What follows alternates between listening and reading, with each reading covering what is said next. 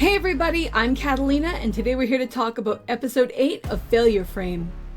This was a genuinely interesting episode with some really great plot progression and some really good character introductions. We get to learn a lot more about Eve Speed. We also get to meet her dark elf friend Lisbeth, and we learn a bit more about her experience, and I thought it was really cool to see how these two characters get introduced and how we get to just see a bit more about the kinds of characters that they are. Let's talk about Eve first. The fact that in the last episode we did actually meet her. She totally didn't trust us, given the fact that this woman has spent a good chunk of her life being a gladiatorial slave. It makes perfect sense that she isn't going to easily trust people. But in this episode we also see the reality that despite the fact that she's been through some hardships, that she is genuinely a good person, and that she is actually still relatively naive and trusting, and that she definitely needs somebody to be watching out for her back, because the people that she is surrounded by, no surprise, are scumbuckets who are absolutely planning to get rid of her.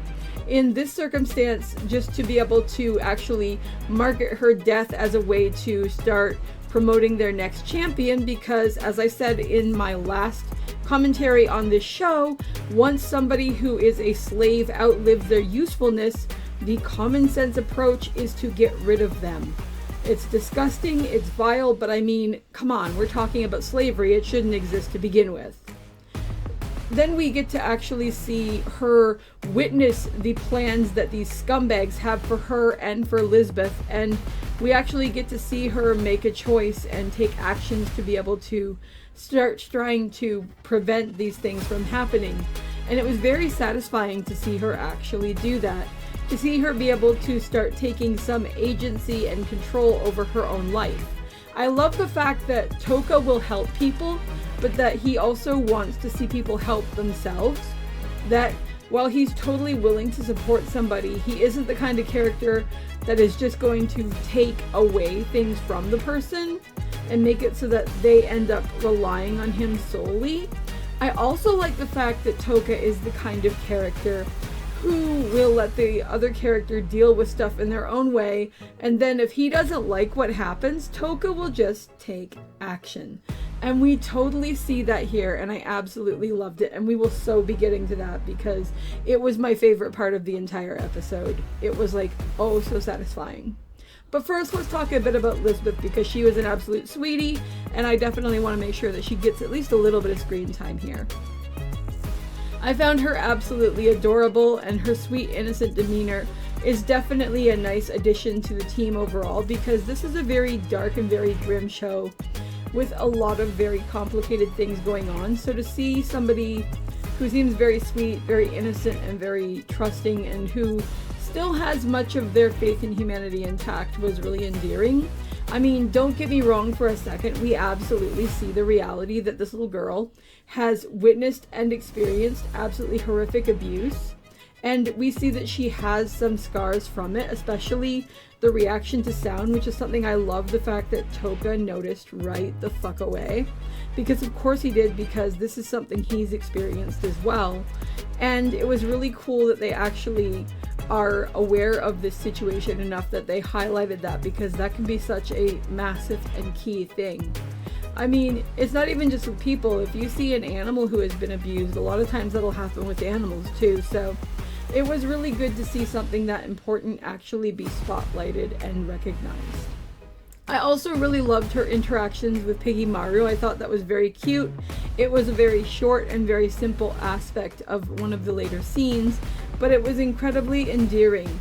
And I like the fact that Toka is smart enough to utilize Lisbeth and her connection to Eve in a way to get Eve to not like try to destroy herself to help him, but at the same time obviously not use Lisbeth in some kind of way that's going to needlessly put her in danger. I like the way that he kind of balances that out. Lastly, of course, we need to talk about what happened with that disgusting innkeeper, because oh my god, dude, that lady made me super mad, and I was sitting there and I was watching the whole interaction between her and Eve, and I'm thinking, oh my god, don't let this bitch live. Oh my god, this bitch is going to turn on you the moment that you turn your head. Don't trust this bitch any further than you could throw her. And of course, for whatever reason, Eve is a nice person and she absolutely is intending to do that. And I'm like, oh, please let Toka come in and clean up this mess. And Toka absolutely does exactly what I wanted him to do. He comes right on in and he cleans house. And he does so thoroughly. E.g., paralyze, poison, and my personal favorite, no sleep. You can always tell whether it's personal, whether Toka really doesn't like the person, if there is no sleep. He wants them to feel it. And in this case, considering that she was beating around a little girl, and that she was basically setting this child up to be taken by that disgusting Duke Zuan to be fucking sexually groomed, I am so glad that he killed her, and I am so glad that he made her feel it, because like that is just absolutely disgusting. Now all we need is for that bastard to show up going after Eve and to get his just desserts, because I want to see him get it too.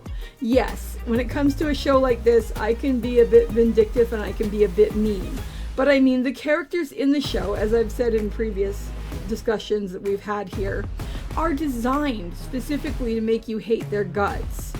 They're all like miniature versions of the goddess, one stepping stone after another, showing us the level of rot that just filters through this world. And it's so interesting seeing the contrast between the good aspects of this world and the bad aspects of this world, and how drastically different those can be. But those are my thoughts on this week's episode. I'd love to know what you guys are thinking, so drop a comment below and let me know, and I'll talk to you in the next video. See you later. Bye!